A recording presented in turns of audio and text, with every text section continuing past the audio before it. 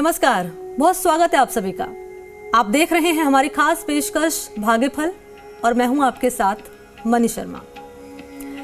प्रशासनिक अधिकारी बनने का सपना बहुत लोग देखते हैं। इस क्षेत्र में मान सम्मान के साथ ही सामाजिक रुतबा भी मिलता है, लेकिन हर व्यक्ति का ही अपना साकार नहीं होता, सपना होता है। जो कुछ लोगों की कुंडली में राजयोग होता है, वो प्रशासनिक अधिकारी बनकर यश, धन और कीर्ति प्राप्त करते हैं।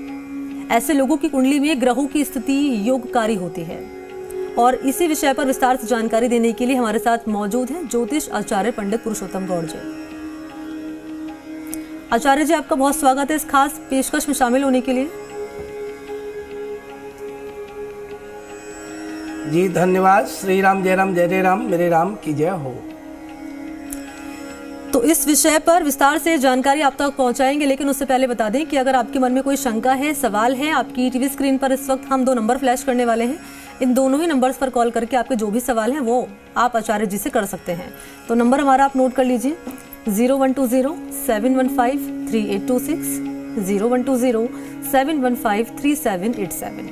इन दोनों ही नंबर्स पर कॉल करके आपके जो भी सवाल हैं वो आप आचार्य जी से कर सकते हैं। हम आपसे अपील भी करेंगे कि जब जब आप हमें कॉल करें, हमसे जुड़े, कृपया करके अपनी टीवी की वॉल्यूम बंद कर लें।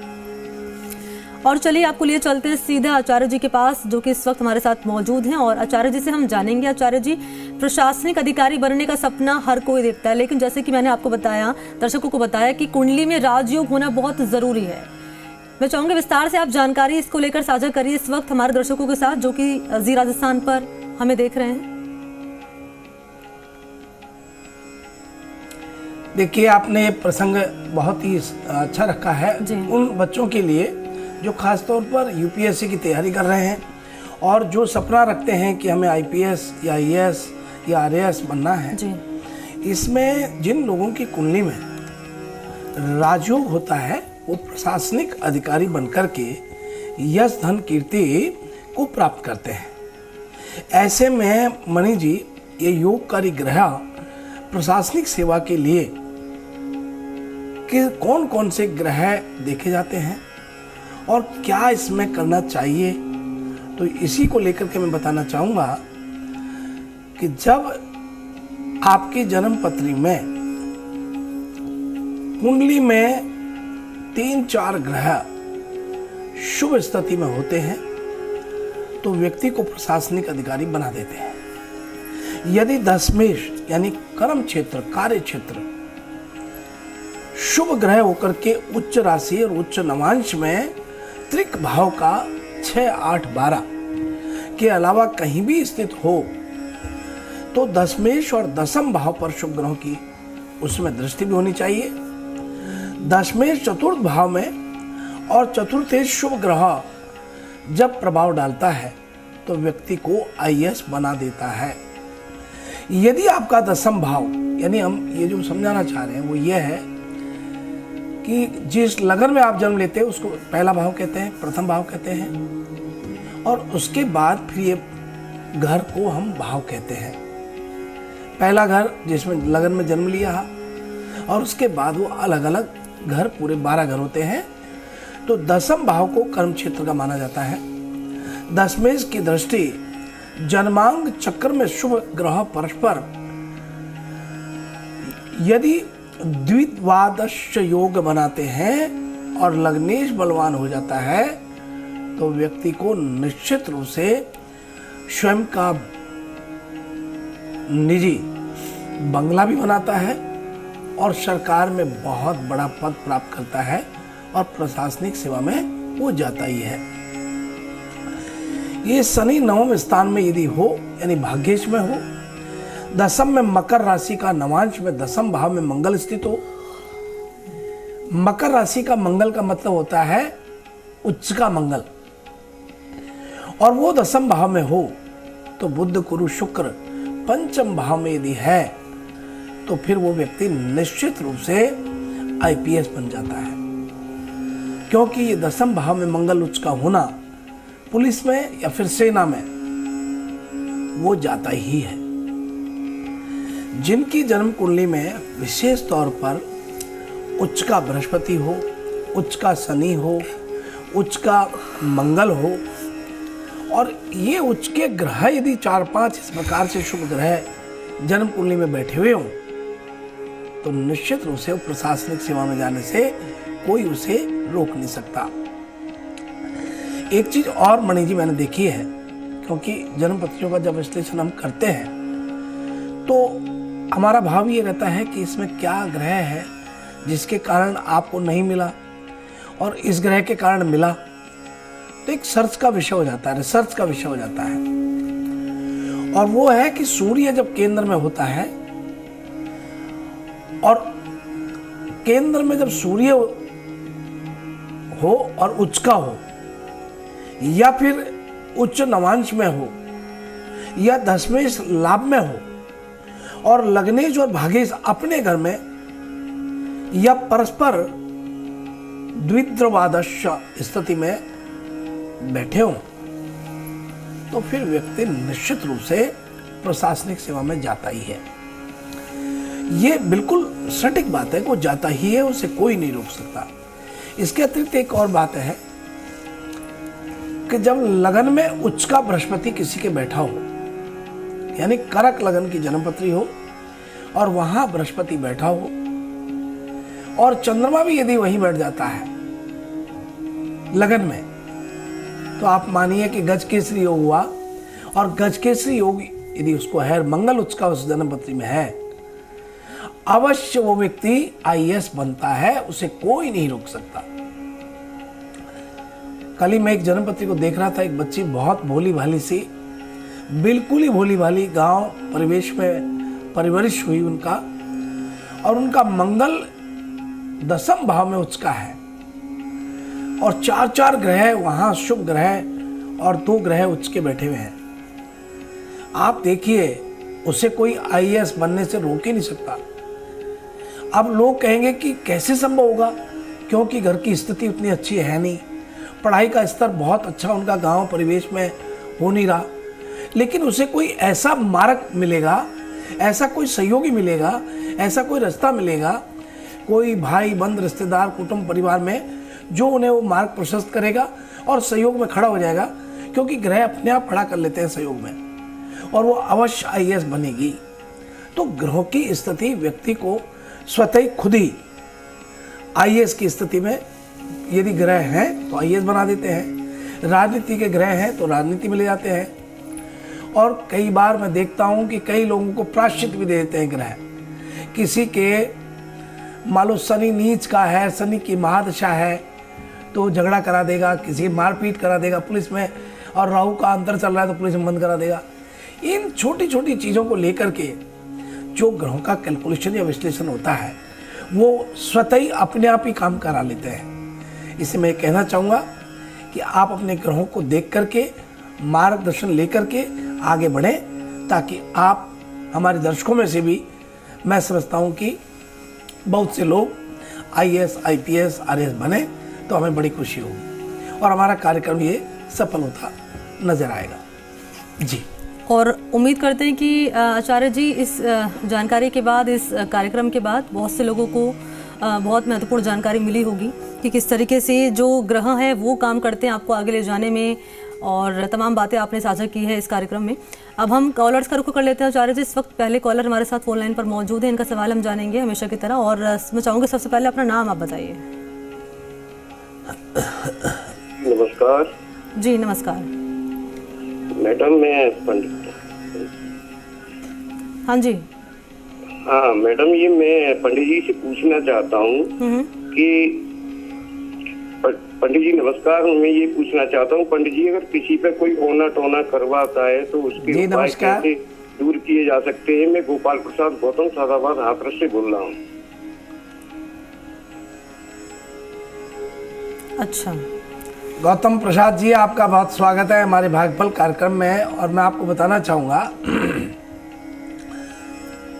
ओना टोना या किसी भी प्रकार का जो नकारात्मक शक्तियों का प्रयोग करते हैं, वो पहली बात तो ये करने वाला कभी सुखी रहता नहीं है। दूसरी बात है, जिनको हुआ है वो सुखी नहीं रहते और वो प्रकृति को चैलेंज कर देते हैं। यानी परमात्मा जो दे रहा है उसको व्यवधानित कर देते हैं। ये निश्चित रूप से बात सही है कि तंत्र और मंत्र, तंत्र होता है जैसे मंत्र है वैसे तंत्र है, और तंत्र का प्रभाव भी होता है। इसको यदि प्रभावहीन आपको करना है तो इसके लिए आप नियमित रूप से अपना इष्ट बना करके आराध्यता रखें, और सुबह स्नान आदि से निवृत्त होने के बाद हनुमान चालीसा के 7 पाठ कराएं जिसकी तबीयत खराब है, या फिर हनुमान बाहुक को पढ़ने के लिए कहें, या मान लीजिए उन्हें पढ़ने में आसानी है तो वाल्मीकि सुंदरकांड के पाठ करें। धीरे धीरे करें, बहुत ज़्यादा तो नहीं कर सकते, पूरा तो बिल्कुल नहीं कर सकते। तो मैं समझता हूँ कि ये जो भी तंत्र मंत्र या कोई भी ऊपरी आसुरी हवा का प्रयोग हुआ है वो निष्फल होगा, प्रयोगहीन हो जाएगा। लेकिन केवल दुनिया में इस कलयुग में हनुमान जी को ही माना है। संकट कटे मिटे सब पीरा, जो सुमरे हनुमत बलबीरा। जाके सुमरिन तेर पुनासा, नाम शत्रु हन वेद प्रकाशा। क्योंकि कोई प्रेमी तो करेगा नहीं, शत्रु ही करके कर रहा है, तो शत्रु का नाश केवल हनुमान जी करते हैं, और समस्त आदि व्याधि कष्ट पीड़ा को भी हनुमान जी काट देते हैं। ये तो एक मैंने आपको प्रक्रिया बताई है, क्रिया बताई है, क्रिया आप कर सकते हैं। अब मान लीजिए आप ये सब नहीं करना चाहते हैं तो भोजपत्र पर मंगल बीजा बनाइए, और या दुर्गा बीजा बना लीजिए, दुर्गा बीजा, और यंत्र बना करके उसे चांदी के ताबीज में रख करके और गायत्री का मंत्र का जाप करते हुए 108 बार गायत्री मंत्र का जाप करते हुए उसे अभिमंत्रित करें, और फिर उसे ताबीज में भर के गले में, हाथ में या जेब में रखें। निश्चित रूप से ठीक हो जाता है। आप ये कीजिए, और किसी को भी यदि है तो आप ऐसा कर सकते हैं। आप सभी को बहुत मंगल शुभकामनाएं। ठीक है, आगे हम अगले कॉलर को रुख कर लेते हैं, इनका सवाल भी हम जानेंगे। और मैं चाहूँगी पहले आप अपना नाम बताइए हमें। जी, मैं भुवनेश शर्मा बोल रहा हूँ। जी भुवनेश, दौसा जिले से गांव ढोल का है। मेरा डेट ऑफ बर्थ है 2 अगस्त 1990। मैं जानना चाह रहा था कि मेरा कोई राजयोग बन रहा है क्या? अच्छा ठीक है, राजयोग के बारे में बताएंगे आपको भुवनेश जी। कुछ ही नंबरों से रह जाता हूँ। समय और स्थान बताइए। समय का तो पता नहीं है, लेकिन स्थान है गांव ढोल का है।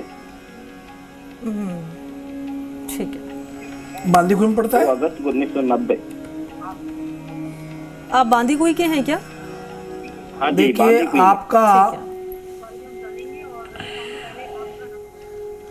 आपका ये यहाँ शुक्र की महादशा है, और बुध का अंतर है, और बृहस्पति का प्रतंत्र है।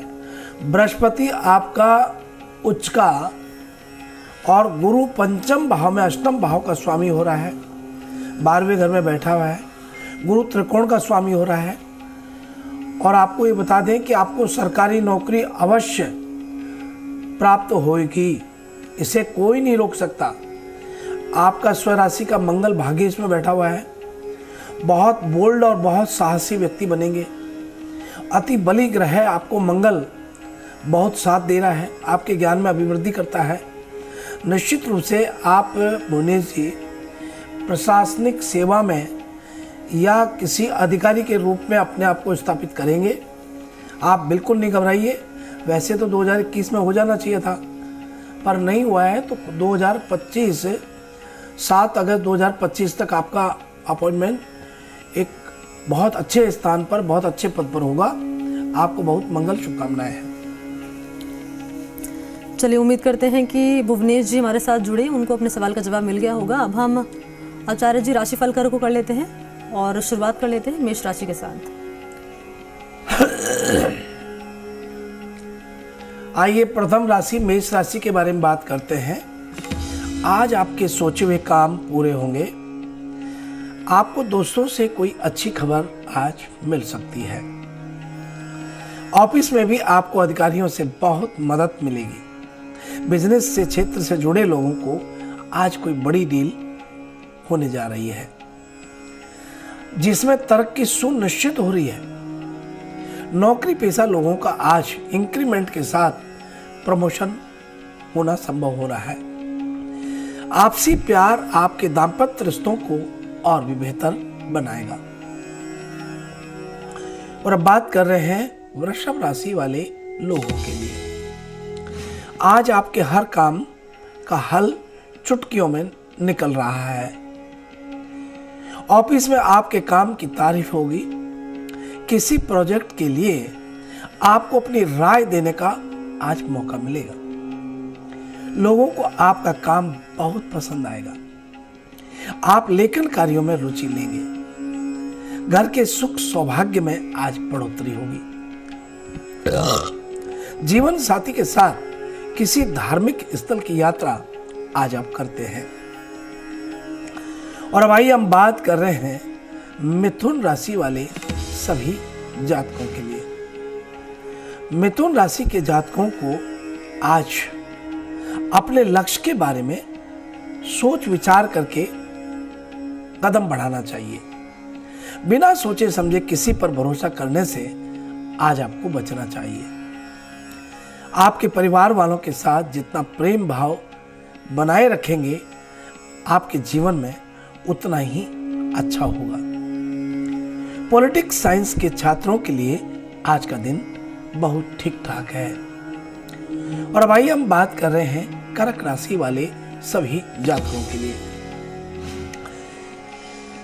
आज का दिन मिला जुला रहने वाला है।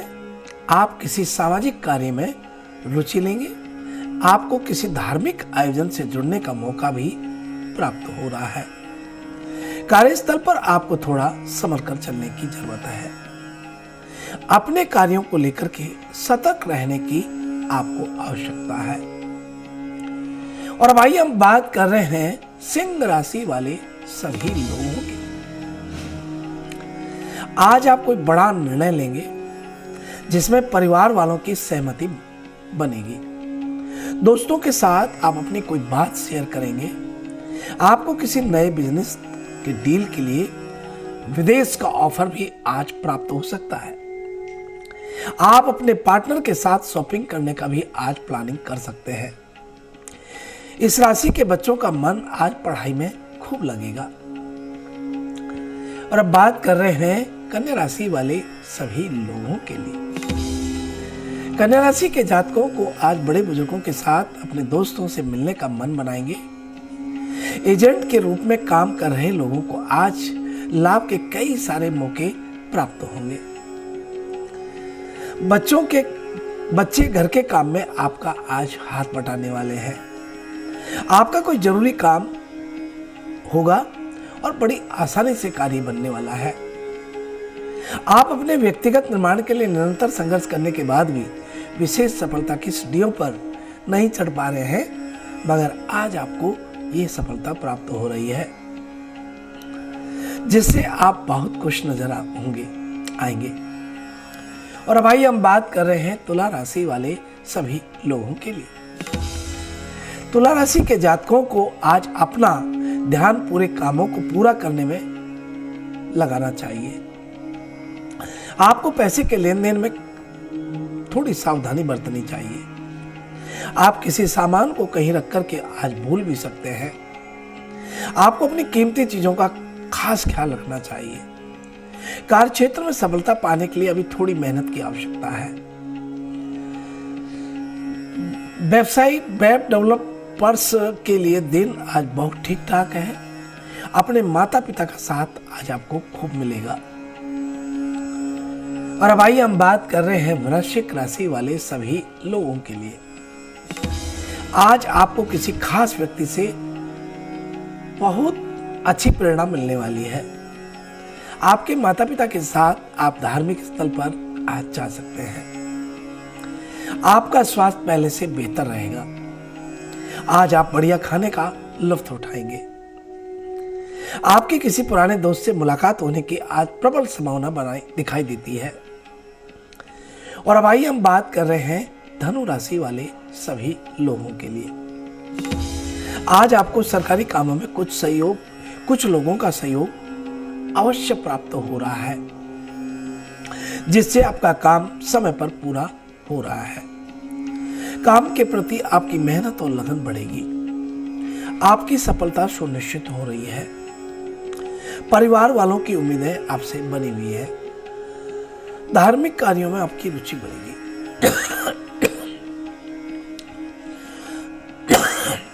और आइए हम बात कर रहे हैं मकर राशि वाले सभी लोगों के लिए। आज का दिन आपके लिए अच्छा परिणाम लेकर आया है। कॉमर्स के स्टूडेंट के लिए आज का दिन बहुत बेहतर रहने वाला है।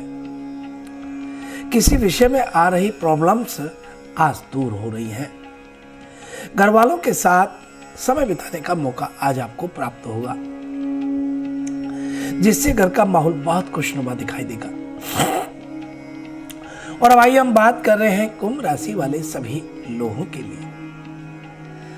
आज आप पूरा दिन खुद को तरोताजा महसूस करेंगे। आपके आसपास सकारात्मक ऊर्जा आज बनी रहेगी। लोग आपके व्यवहार से काफी खुश नजर आ रहे हैं। आप किसी बड़े बिजनेस ग्रुप के पार्टनरशिप करने का विचार आज बनाएंगे। आपको लाभ के कुछ अच्छे अवसर आज प्राप्त हो रहे हैं। और अब आइए हम बात कर रहे हैं मीन राशि वाले सभी लोगों के लिए। आज आपको सबके साथ अपने रिश्ते बेहतर बना करके रखना चाहिए। रोजगार की तलाश कर रहे युवाओं को जॉब के कई सुनहरे अवसर मिलने की संभावना दिखाई देती है। आज आपको कोई भी अवसर हाथ से नहीं जाने देना चाहिए। आज आपका मान सम्मान यश कीर्ति का विस्तार होने वाला है। वहीं सामाजिक सरोकार भी बढ़ेगा।